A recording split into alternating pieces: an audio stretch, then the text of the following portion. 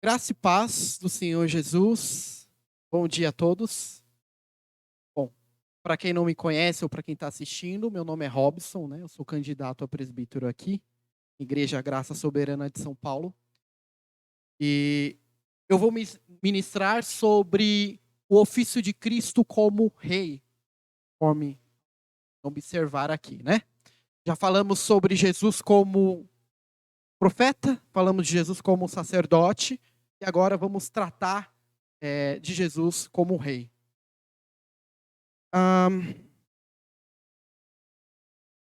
Primeiramente, vamos ao Senhor em oração, pedindo para que Ele venha assentar as palavras dos nossos corações, as palavras ministradas hoje. Senhor nosso Deus, nosso Pai, nós queremos elevar o nosso coração diante do Senhor, pedindo para que o Senhor venha ministrar aos corações de todos que estão aqui, de todos que estão nos ouvindo. Que as palavras elas venham gerar frutos para uma prática diária da sua palavra e do maior entendimento da pessoa de Jesus Cristo, em nome de Jesus. Amém. Nós vamos pensar na perspectiva de Cristo como rei. Mas primeiramente vamos pensar na definição, né? O que é um rei? Ou melhor, qual que é o entendimento bíblico de um rei? Porque nós temos pressupostos, né? Das funções de um rei, de como um rei age, ainda que pequenas, né? Nós temos noções daquilo que um rei faz. Então, um rei, por exemplo, na antiguidade, período antigo, né? O período contemporâneo de Jesus, por exemplo, ele tinha autoridade máxima sobre seu povo, ele tinha funções de julgar, de legislar, ele tinha funções administrativas, como gestão de recursos do reino, comando militar. Muitas dessas coisas nós já imaginamos que seja as funções de um rei mesmo, né? Na parte administrativa, por exemplo, nós vemos que Salomão, a Bíblia nos dá algumas pistas. Salomão, ele tinha responsabilidade de definir a taxação dos impostos do povo de Israel. Tanto que quando Salomão morreu e o seu filho Roboão assumiu, uma dos questionamentos e da preocupação do povo era que essa taxação diminuísse, pois era muito, muito pesada, né? Então era o rei que definia, por exemplo, a respeito dos impostos. O rei também ele tinha uma imagem militar muito forte, né? Então geralmente ele sabia manejar uma espada, né? Ele tinha alguma habilidade de combate que era predominante entre os demais. O rei também era responsável por diplomacia, né? Enquanto Davi, por exemplo, ele foi muito famoso como guerreiro, seu filho Salomão, ele foi um famoso diplomata. Ele conseguia fazer vários acordos com vários reis, e o reino, curiosamente, o reino de Salomão expandiu mais do que o reino de Davi, mesmo ele não tendo feito guerras, né? Tudo a partir da diplomacia. Entre outras coisas, ideias que nós já imaginamos a respeito aquilo muitas dessas funções é aquilo que a Bíblia entende como um rei, as funções de um rei. Porém, para além dessas funções que nós já imaginamos a respeito de um rei, havia critérios na Bíblia na escolha de um rei. E esses critérios nós podemos ver em Deuteronômio capítulo 17, do versículo 14 até o 19. Deus, antes mesmo, muitos, muitos anos antes, séculos antes da escolha de um rei, Deus ele já havia definido critérios de escolhas de um rei. Bom, vamos ler alguns aqui. Deuteronômio capítulo 17, versículo 14 até o 19.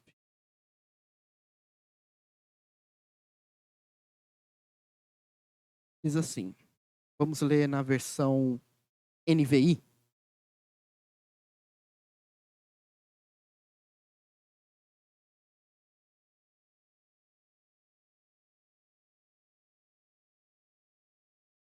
Bom, aqui não tem a versão NVI, celular, mas eu vou ler na revista corrigida, se vocês quiserem acompanhar na NVI ou em outra versão. Não tem problema. Quando entrares na terra que te dá o Senhor teu Deus e a possuíres, e nela habitares, e disseres, porei sobre mim um rei, assim como tem todas as nações que estão em redor de mim, porá certamente sobre ti como rei aquele que escolher o Senhor teu Deus. Entre teus irmãos porás rei sobre ti. Não poderás pôr homem estranho sobre ti, não seja de teus irmãos. Porém, ele não multiplicará para si cavalos, nem fará voltar o povo ao Egito para multiplicar cavalos. Pois o Senhor vos tem dito, nunca mais voltareis por este caminho. Tampouco para se multiplicará mulheres, para que o seu coração não se desvie. Nem prata nem ouro multiplicará muito para si. Será também que, quando se assentar sobre o trono do seu reino, então escreverá para si, num livro, um traslado dessa lei, né? Uma cópia dessa lei, do original que está diante dos sacerdotes levitas. E o terá consigo, e nele lerá todos os dias da sua vida para que aprenda a temer ao Senhor seu Deus, para guardar todas as palavras dessa lei e estes estatutos para cumpri-los. Para que o seu coração não se levante sobre os seus irmãos, o versículo 20, e não se aparte do mandamento nem para a direita nem para a esquerda, para que se prolongue os seus dias no seu reino, ele e os seus filhos no meio de Israel. Então aqui existem alguns critérios que Deus já estabelece sobre a escolha de um rei para Israel. E muitos desses critérios, dessas características, estão na contramão da escolha dos reis, de reis na época. Por exemplo, não entregue não possua muitos cavalos. Um rei ele não deveria ostentar, né? Ostentar bens, ostentar poder, nem mesmo possuir muita prata, nem ouro. Nem entregue a muitas mulheres, né? Não entregue a luxúria, a vaidade de possuir muitas mulheres. Nós vemos, por exemplo, o caminho que tomou Salomão por ter muitas mulheres. Como o coração dele se desviou da lei do Senhor, apesar de ser um homem muito sábio. Aqui, muitos anos antes, Deus ele já tinha estabelecido na sua lei os critérios da escolha de um rei. Ele deveria ser, por exemplo, escolhido por Deus. Né? As pessoas elas deveriam reconhecer e buscar por um rei que Deus escolhesse. Mas por outro lado, que fosse nomeado pelo povo. Então, por um lado, o rei era reconhecido no meio do seu povo, e por outro lado, ele era escolhido pelo Senhor. Nós vemos também um rei, o rei escolhido, ele deveria ser apegado e alinhado à lei do Senhor. Ele deveria ter uma cópia só para si, da lei, dos mandamentos e das escrituras. Né? E nós temos uma característica muito importante também, é a humildade. Ele não deveria se considerar maior do que os outros. Olha como é diferente, né? A figura do rei ideal, segundo as escrituras, dos reis que eram os reis contemporâneos, que muitos se comparavam até mesmo a deuses, ou então eles diziam ser filhos de deuses e se colocavam muito acima das outras pessoas, do seu povo, e oprimiam o seu povo, nada disso. O rei, segundo as escrituras, o rei ideal, ele deveria ser humilde. Ele deveria ser desapegado dos bens materiais de ostentação, de ouro, prata e de luxúria. O curioso é que nenhum dos reis de Israel satisfez todos esses requisitos. O mais próximo talvez tenha sido Davi. Mas mesmo assim, o Davi caiu para a luxúria. Salomão era muito sábio. Mas mesmo assim ele se apegou à luxúria. Teve várias e várias mulheres por causa dos seus acordos diplomáticos. E ele desviou o seu coração da lei do Senhor. E outros reis e reis caíram diante da soberba, diante do orgulho, por causa do pecado que habitava neles. Contudo, se nós formos observar, Jesus foi esse rei ideal. Apesar dos judeus não perceberem,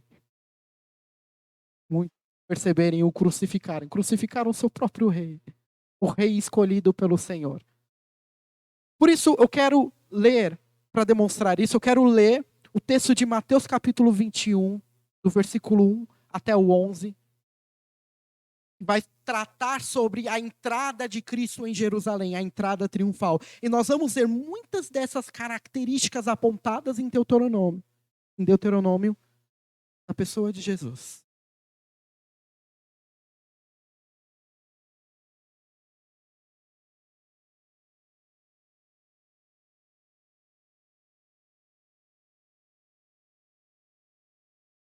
Mateus capítulo 21, versículo 11.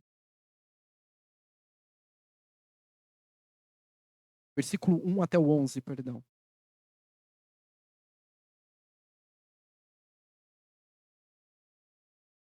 Diz assim: E quando se aproximaram de Jerusalém e chegaram a Betfagé, ao Monte das Oliveiras, enviou então Jesus seus 2 discípulos, dizendo-lhes: Ide à aldeia que está defronte de vós, e logo encontrareis uma jumenta presa e um jumentinho com ela. Desprendei-a e trazei-mos. E se alguém vos disser alguma coisa, direis que o Senhor os há de mister, e logo os enviará. Ora, tudo isso aconteceu para que se cumprisse o que foi dito pelo profeta, que diz: Dizei à filha de Sião: Eis que o teu rei vem aí, manso e assentado sobre uma jumenta. Em algumas versões vão dizer humilde e assentado sobre uma jumenta e sobre um jumentinho, filho de animal de carga. E indo os discípulos e fazendo como Jesus lhes ordenara, trouxeram a jumenta e o jumentinho, e sobre eles puseram as suas vestes e fizeram-no assentar em cima. E muitíssima gente estendia suas vestes pelo caminho, e outros cortavam ramos de árvores e os espalhavam pelo caminho.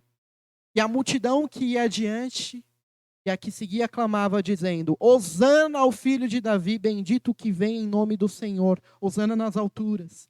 E entrando eles em Jerusalém, toda a cidade se alvoroçou, dizendo: Quem é este? A multidão dizia: Este é Jesus, o profeta de Nazaré. É, é incrível a maneira como Jesus se apresenta como o rei na entrada em Jerusalém. Nessa época, os teólogos concordam que eram 6 dias antes da Páscoa. Ou seja, um período muito próximo da crucificação de Jesus. Ele estava na cidade de Jerusalém, que era a cidade mais movimentada do reino, e num período de festa. Então a cidade estava cheia. E ele decide, então, nesse momento, se revelar, né? Por muito tempo, Jesus ele ocultou, é, ele ocultou a sua face, né? O seu ministério e quem ele era para as pessoas, porque ainda não havia chegado o tempo dele se manifestar plenamente. Mas nesse momento, Jesus ele decide se apresentar como o rei profetizado nas Escrituras. Mas o que é incrível, o que é interessante, é que diferente de outros reis, diferente de tudo aquilo que a gente imagina de uma entrada triunfal, como aparece aí no subtítulo, né, dos textos de vocês, na Bíblia de vocês, a entrada triunfal, ele não está montado no alazão, montado num cavalo branco, com vestes muito brilhantes e ornamentadas. Ele não está com uma escolta armada. Jesus, ele, ele entra montado num jumentinho que nem era dele, que ele pegou emprestado. Um filhote de jumento. Um animal de carga. Não era um animal militar, não era um animal de cavalaria. Um animal de carga, né, que servia para carregar mercadorias para se vender no mercado. Um animal simples, sem nenhuma pompa. Não se via ali uma aparência de realeza. O contrário, né? Tanto que quando os soldados eles vieram prender Jesus, quem de vocês é o Jesus? Porque eles se vestiam da mesma forma. Né? Quando a gente assiste os desenhos, a gente vê Jesus sempre de branco e com uma faixa vermelha, né? E os outros discípulos de outras cores, né? Como uma forma de poder identificar. Mas a Bíblia não fala a veste específica de Jesus, mas Jesus ele se vestia como um judeu comum. Possivelmente com as sandálias cheias de pó, gastas de tanto que Jesus caminhava e andava, né? Um homem simples. Mas esse é o rei. Rei por natureza. O rei que Deus havia dito que deveria ser. Humilde. Aquele que não ostenta posses. Aquele que é escolhido pelo Senhor. Jesus ele não precisava demonstrar a sua realeza por meio de bens materiais. Ele tinha algo muito, muito superior a todos esses requisitos humanos que trazem uma imagem de realeza. Ele foi enviado do próprio Deus. E ele trazia a mensagem do Evangelho, a mensagem de um novo reino que estava vindo. Mas sempre mantendo a sua humildade. Jesus fez diversos e vários milagres. Ele tinha um repertório profundo e simples. Profundo, porém simples. Isso é uma coisa incrível, difícil de se fazer. Porque quem faz seminário, quem estuda, faz seminário, teologia, tem uma grande dificuldade de expor a mensagem, ou expor a aula, o ensinamento de forma profunda, e tenha, de forma a fazer a aula rica, mas a dificuldade de usar termos simples e fáceis de entender para alcançar a todos. Jesus era a pessoa que conseguia unir essas duas coisas. Até hoje, teólogos e teólogos se debruçam sobre o ensinamento de Jesus. Ainda assim, a pessoa mais leiga e mais humilde consegue entender. Apesar de todos esses atributos que Jesus tinha, de fazer milagres, sinais e maravilhas, de ter um repertório inigualável, Jesus ainda mantinha sua imagem de humildade. Porque ele é o rei ideal descrito em Deuteronômio. Humilde, manso, não entrega luxúria. Jesus nunca casou, nunca conheceu mulher alguma. Bens, Jesus ele não tinha uma casa fixa, ele andava e peregrinava Israel inteira anunciando o evangelho de Deus. Não se sentia superior às pessoas, pelo contrário. Jesus lavou os pés dos seus discípulos. Este é o rei que a Bíblia descreve. O rei que não tem igual nas Escrituras. Nenhum que fosse próximo a ele. E o rei prometido pelos profetas.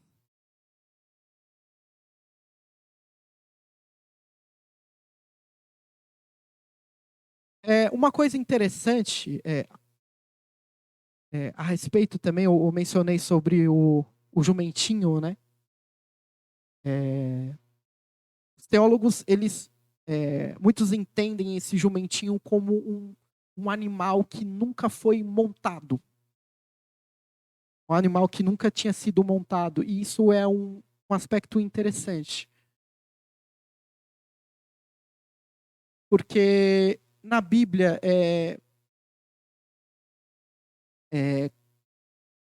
esses objetos que nunca foram usados, eles eram utilizados em consagração ao Senhor, e eles tinham esse aspecto de sagrado. Então, por exemplo, o novilho que era oferecido que era oferecido ao Senhor, ele tinha esse aspecto. Vamos ver Números capítulo 19, versículo 2. Números capítulo 19, versículo 2.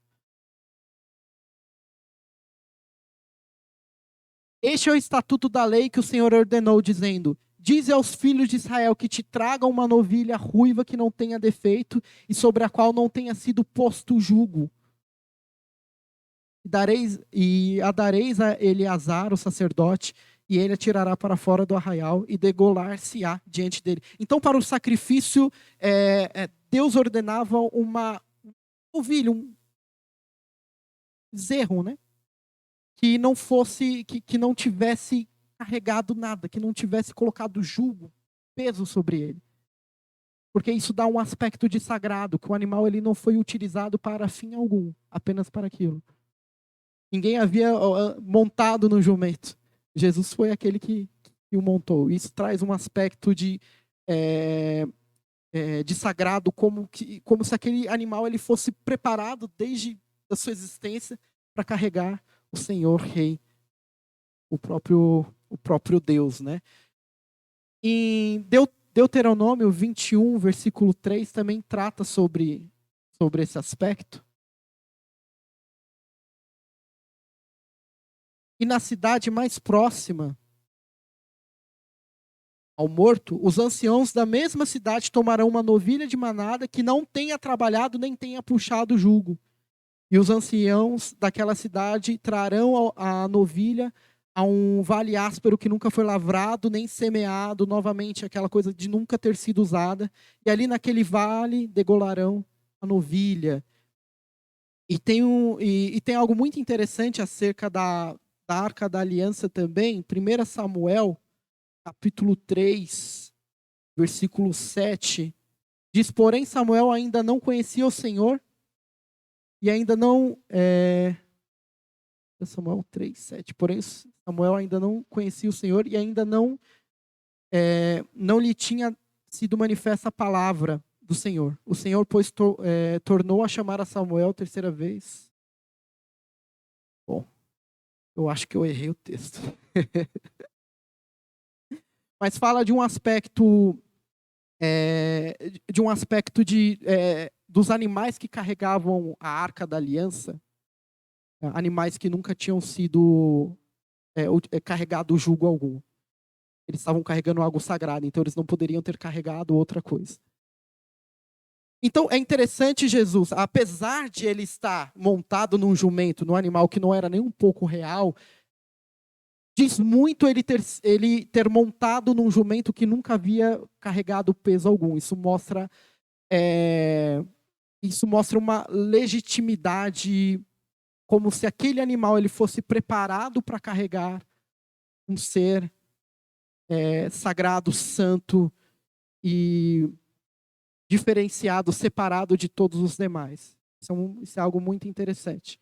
E a respeito de Jesus montar no jumento, também tem uma explicação bem interessante que Carson fala a respeito disso, é que embora os reis do Ocidente desprezassem o asno, né, o jumento, os reis do Oriente, por vezes, eles poderiam andar até sobre o jumento para demonstrar uma atitude de paz diante do povo, como se eles estivessem vindo em paz. Não em guerra, mas eles quisessem trazer um sentimento de calmaria e de paz diante do povo. Então, Jesus, ele montar no jumento, era como se ele estava dizendo que ele não veio para anunciar guerra, né? Ele não é aquele rei que veio para dominar e conquistar a força, mas ele veio trazer uma mensagem de paz.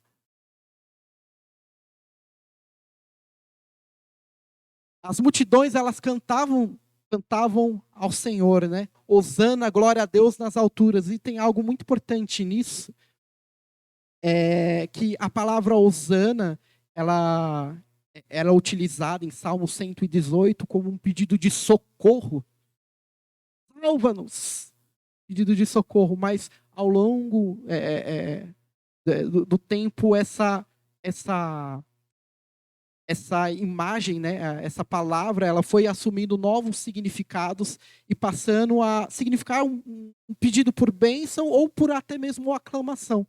Em todo caso, seja pedido de libertação ou seja aclamação do Senhor, porque glória a Deus nas alturas, porque o Messias finalmente chegou, ou seja um pedido de libertação, Jesus, ele consegue responder a esses dois chamados, né? Porque ele é aquele que veio finalmente libertar o povo do jugo do pecado, da escravidão, do mundo, do diabo. E ele também é aquele a quem os judeus estavam esperando, o Messias esperado.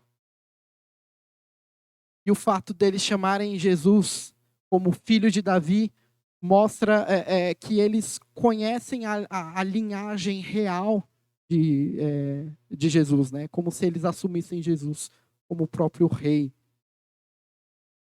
Então, nós vemos aqui o reconhecimento do povo, né, a respeito de Jesus, sabendo que ele era, um profeta, mas além de profeta, o Messias que eles estavam esperando. Nós vemos a entrada triunfal de Jesus entrando vindo sobre um jumento, trazendo uma mensagem de paz, mas ainda assim o que predomina é a humildade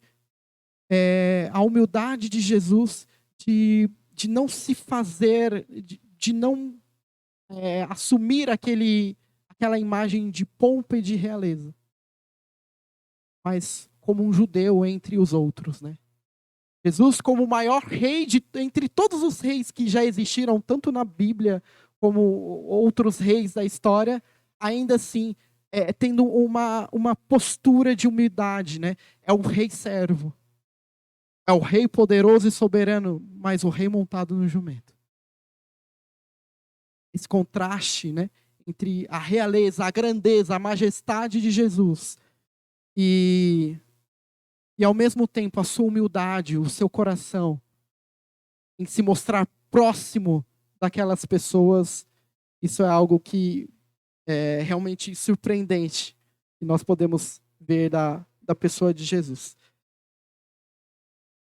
E uma aplicação até para a igreja, pensando nisso, é que muitos pastores e pregadores utilizam aqueles textos que dizem que nós somos cordeiros com Cristo, que nós somos de uma linhagem real, que em Cristo somos enriquecidos de todas as coisas. Ah, se Jesus é rei, você é príncipe, como príncipe do Senhor, você possui todas as coisas, você pode tudo, e um sentimento, para gerar um sentimento de grandeza, né, nas pessoas. Mas essa não é a mensagem. Sim, nós somos cordeiros com Cristo, sim, somos herdeiros de todas as coisas, sim, somos enriquecidos em Cristo em todas as coisas, mas assim como Cristo, nós deveríamos assumir o nobre que monta no jumento, anunciando a mensagem da paz, anunciando o evangelho da graça e da misericórdia de Deus.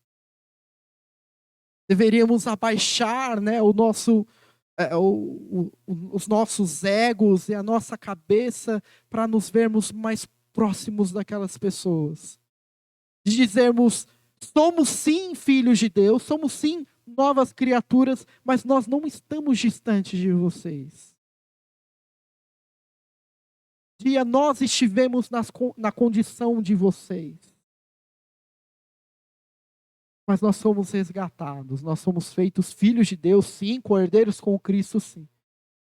Mas veja, nós estamos aqui montados em jumentos, trazendo a mensagem do Evangelho. A mensagem da paz, não da condenação, mas da graça e da libertação.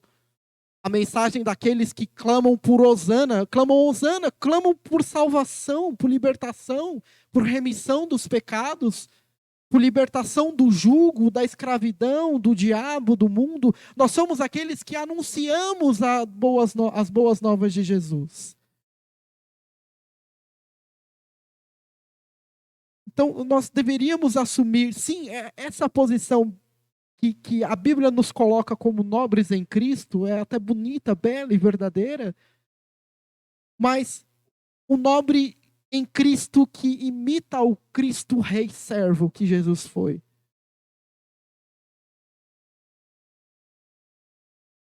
Porém, é muito importante nós enxergarmos esse aspecto da realeza de Cristo, do Cristo que satisfez todos os requisitos de Deuteronômio, que foi humilde, que foi servo, que não acumulou bens, né, durante a sua vida, a sua passagem terrena, nem riqueza, nem prata, nem ouro, nem entrega à luxúria, que foi alinhado à lei, que foi alinhado à lei de Deus, né, que cumpriu toda a lei de Deus, que também era um requisito o requisito de um rei de Israel.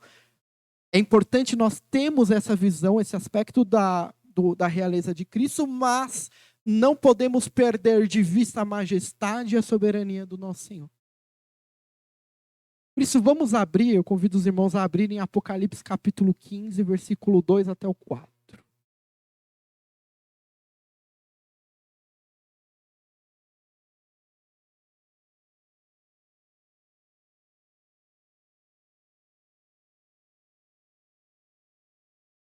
Vi algo semelhante a um mar de vidro misturado com fogo, e de pé junto ao mar, os que tinham vencido a besta, sua imagem e o número de seu nome. Eles seguravam harpas que lhes haviam sido dadas por Deus, e cantavam o cântico de Moisés, servo de Deus, e o cântico do Cordeiro. Grandes e maravilhosas são as tuas obras, Senhor, Deus Todo-Poderoso. Justos e verdadeiros são os teus caminhos, ó Rei das Nações. Quem não te temerá, ó Senhor? Quem não glorificará o teu nome? Pois tu somente és santo. Todas as nações virão à tua presença e te adorarão, pois os teus atos de justiça se tornaram manifestos.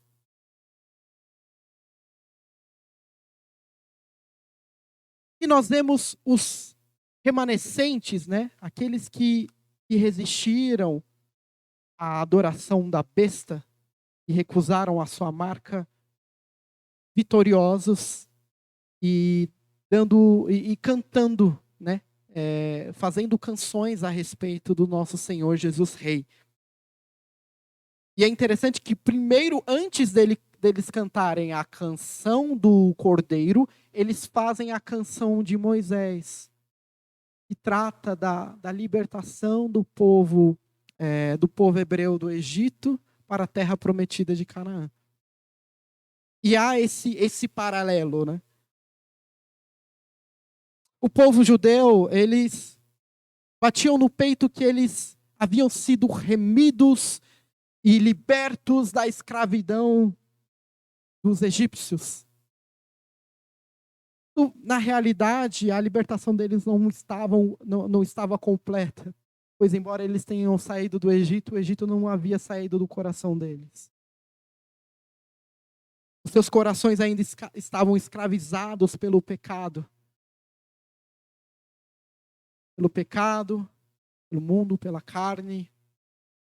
Mas Jesus é aquele que completou o resgate.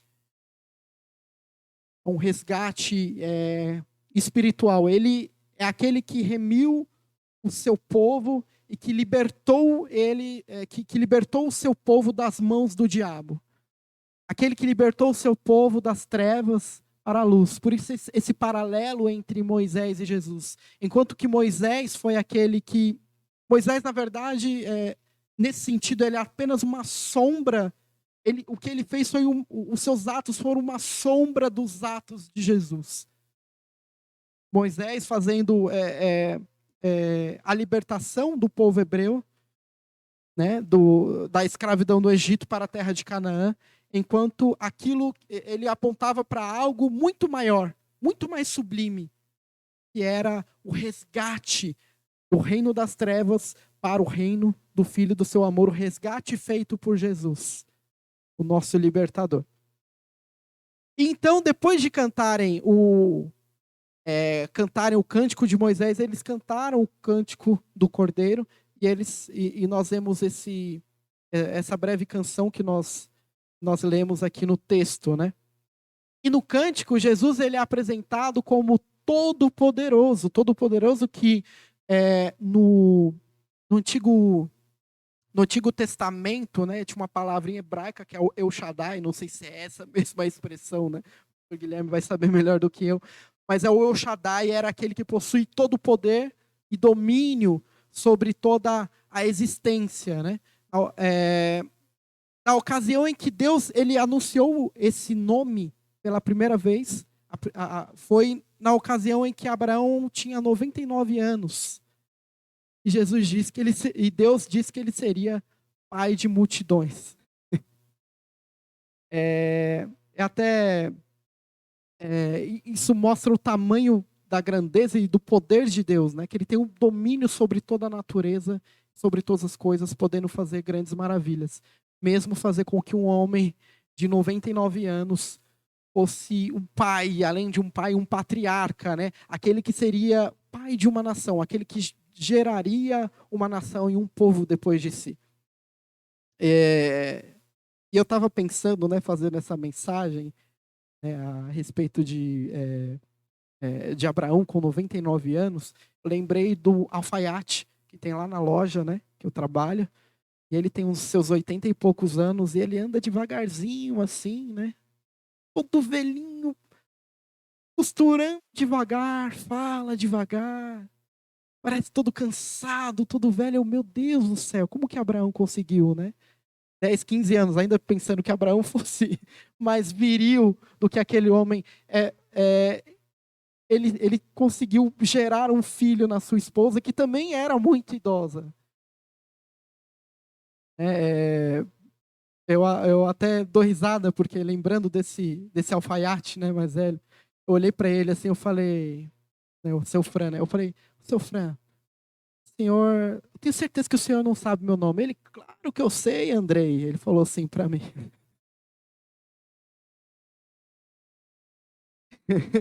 Um homem muito velho, assim como Abraão era, muito mais velho do que o seu Fran.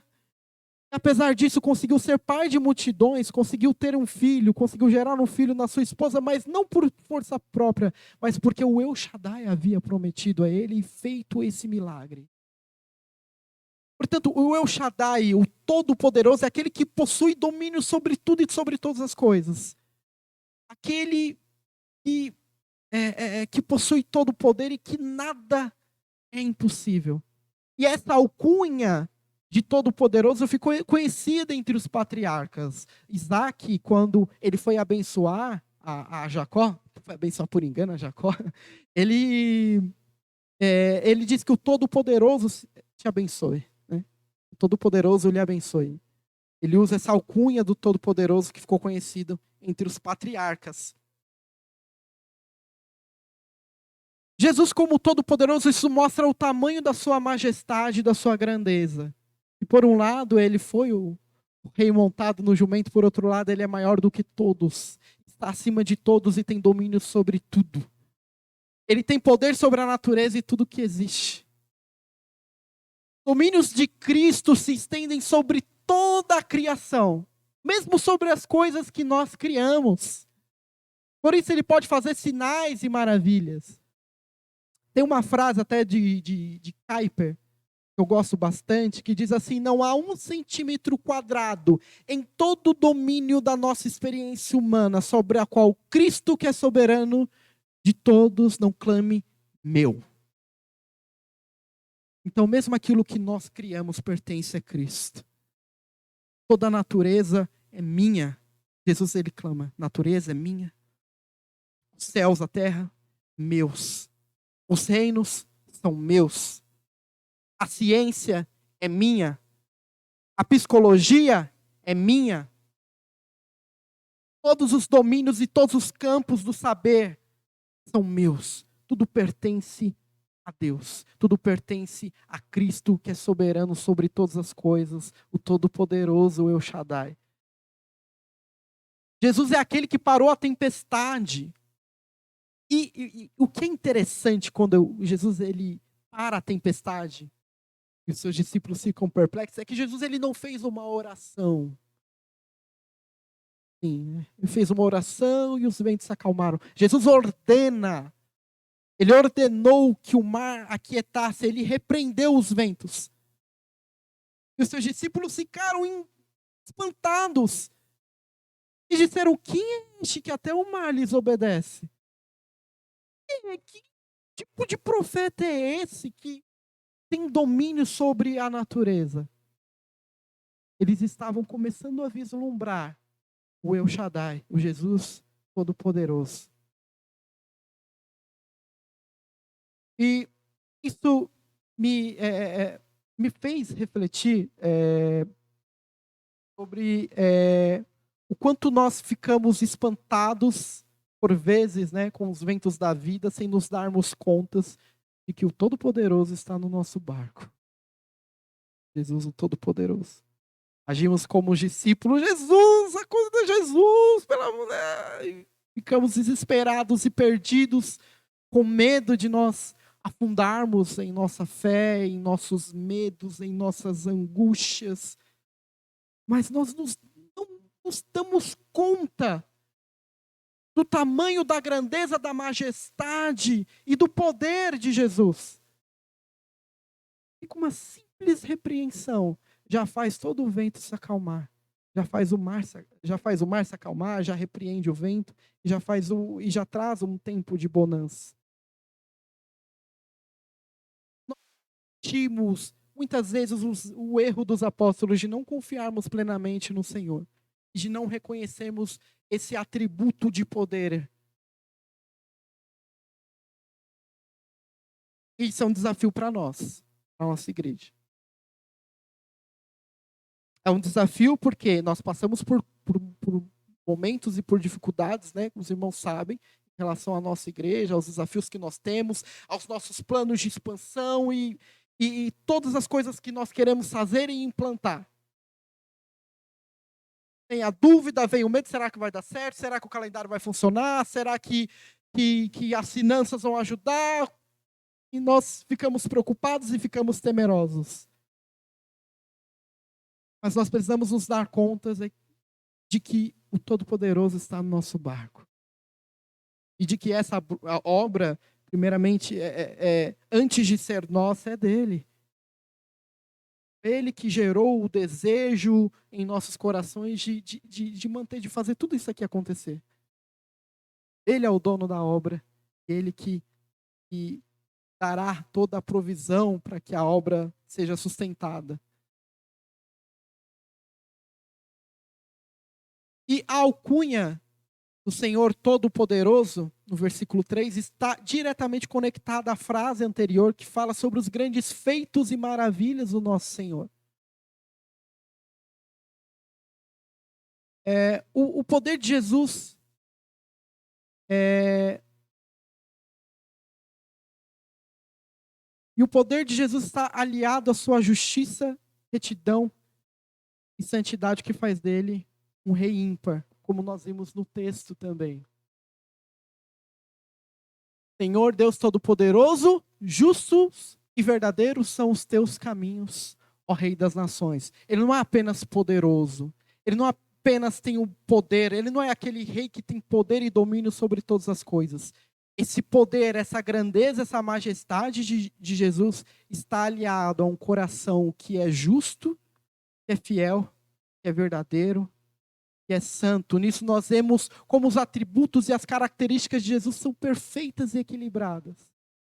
Jesus é, ao mesmo tempo, o rei montado no jumento, ao mesmo tempo que demonstra humildade e que traz uma palavra de paz, de misericórdia, de graça, e ao mesmo tempo ele é poderoso, ele é grandioso e ele é majestoso.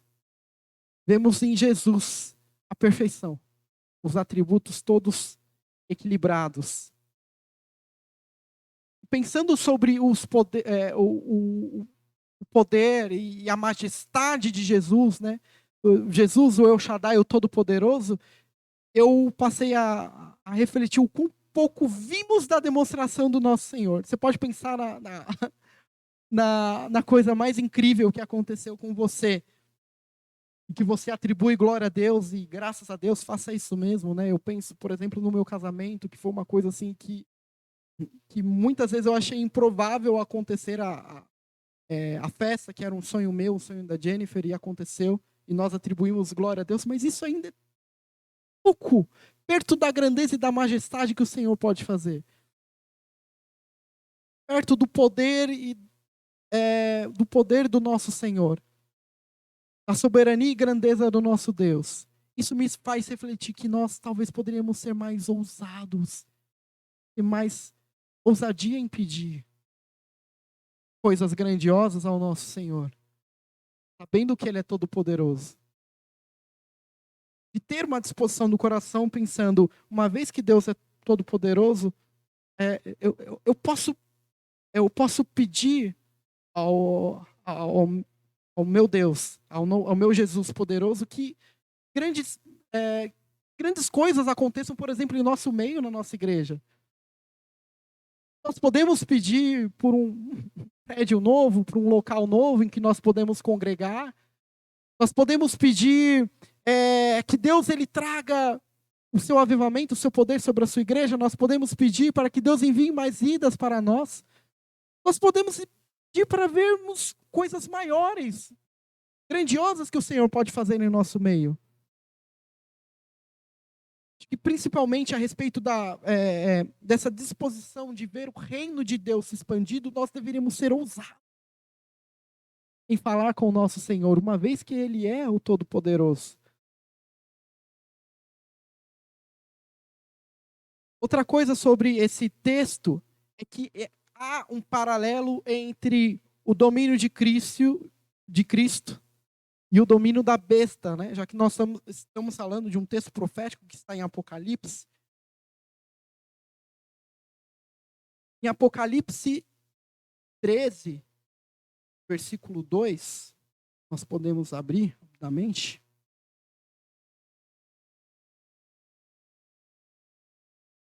Versículo 2. A besta que vi era semelhante ao leopardo, e os seus pés como de urso, e a sua boca como a boca de leão. E o dragão deu-lhe o seu poder, o seu trono e grande poderio. Em Apocalipse capítulo 3, versículo 2, é dito sobre o poder da besta. O poder de Satanás, né? Porém, em Apocalipse 15, versículo 3, é dito que Cristo é o Todo-Poderoso. O diabo pode ser poderoso, ele é. Ele tem poder para fazer coisas terríveis, para destruir vidas e pessoas, porém o Todo-Poderoso é Jesus. Todo-Poderoso e majestoso é Jesus. Aquele que possui todo o poder é Jesus. Em Apocalipse 13, versículo 7, né, interessante esses contrastes, diz que foi permitido a besta guerrear contra o povo santo e vencê-lo. E ela, a besta, recebeu autoridade para governar sobre toda tribo, povo, língua e nação. Mas em Apocalipse capítulo 15, versículo 3, é dito que que Cristo é o Rei das nações.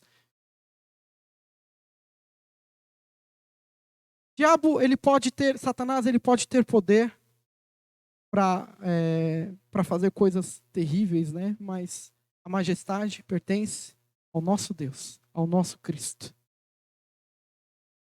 A besta ela pode possuir até um trono, mas um trono mais baixo. O Satanás, na verdade, é apenas um vassalo, um servo dentro dos domínios de Cristo.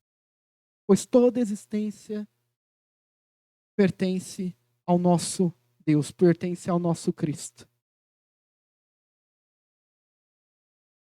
E para fechar, ninguém pode resistir à majestade e à grandeza de Cristo. Em Apocalipse 13, 4, é dito sobre a adoração que a besta recebeu. Diziam, quem é como a besta? Quem é capaz de lutar contra ela? Como se fosse um ser invencível e irresistível. Mas em Apocalipse capítulo 15, versículo 4, né, o cântico dos remanescentes diz, quem não temerá e não glorificará teu nome, ó Senhor? Entre em concordância com Filipenses 2, do 9 ao 11, né? E diz que por isso Deus o exaltou soberanamente e lhe deu o nome que é sobre todo nome, para que ao nome de Jesus se dobre todo o joelho dos que estão nos céus, na terra e debaixo da terra, e toda língua confesse que Jesus Cristo é o Senhor, para a glória de Deus Pai. O Rei, Jesus, é o único Rei que é irresistível. Aqueles que zombam, nós vemos diversas manifestações de zombaria, de ironia a respeito de Jesus na mídia, em todos os lugares. Mas todos aqueles que zombam, aqueles que negam a Jesus, nenhum deles resistirá ao Senhor Jesus quando voltar em glória. Desde o mais cético até o mais crédulo, desde o mais pobre até o mais rico, desde o mais influente até o mais simples e mais humilde, todos eles se dobrarão diante da majestade do nosso Senhor Jesus Cristo Todo-Poderoso. Mesmo aqueles que adoraram a besta e rejeitaram a Cristo, mesmo aqueles que carregaram a marca daquele que é o adversário do nosso Senhor, nenhum deles escapará de dobrarem os seus joelhos ao único e verdadeiro Rei, nosso Senhor. Portanto, esse é o nosso Deus, esse é o nosso Rei. Um rei ímpar, um rei que não dá para se comparar com nenhum outro rei. O rei que é o cumprimento de profecias, que chegou até nós como um presente. Nós que gritávamos, Hosana, liberta-nos, Senhor. Esse rei, ele veio e nos resgatou. Esse é o nosso rei, o nosso Jesus. É o nosso rei servo, é o rei glorioso e poderoso, mas que também é servo. É o rei que domina e julga todos, mas é o rei que vem montado no jumento. Que veio despido da sua glória, anunciar o evangelho da paz, da misericórdia e da graça. É o rei humilde, mas ao mesmo tempo nobre. Por outro lado, também é aquele que ressuscitou dentre os mortos e governa sobre tudo e todos. É aquele que tem na palma da sua mão o domínio de toda a existência. É soberano sobre todas as coisas, é o Deus Todo-Poderoso. Aquele que vence e pisa sobre todos os seus inimigos. Aquele sobre quem cantam canções sobre a sua majestade. É aquele que vence o diabo, a besta, e que será adorado sobre todos. Será adorado por todos. E cujo trono está acima de todo trono. Esse é o nosso Rei, o nosso Senhor Jesus. Nós venhamos nos render à majestade e à glória do nosso Senhor. Vamos ao Senhor em oração. Senhor nosso Deus, nosso Pai, nós queremos nos render ao seu Filho Jesus, em adoração. É tudo que nós podemos fazer, Senhor. Perplexos diante da sua glória, diante da sua majestade, diante do seu poder, nós podemos apenas nos render a Ti, nos lançar diante dos seus pés. Nunca se viu e nem haverá um rei que é humilde, que é pacífico, cujo coração é livre de ostentação, de orgulho, de arrogância, que é humilde, que é manso e que ao mesmo tempo é o Rei soberano e poderoso. Nosso Senhor, o Senhor é o Rei único, é o Rei prometido pelas Escrituras, é o Rei que cumpre todos os requisitos do Senhor. É o Rei humilde, o Rei servo, o Rei soberano e o Deus poderoso. Aquele que vence o diabo, que vence a besta. Aquele que liberta os cativos.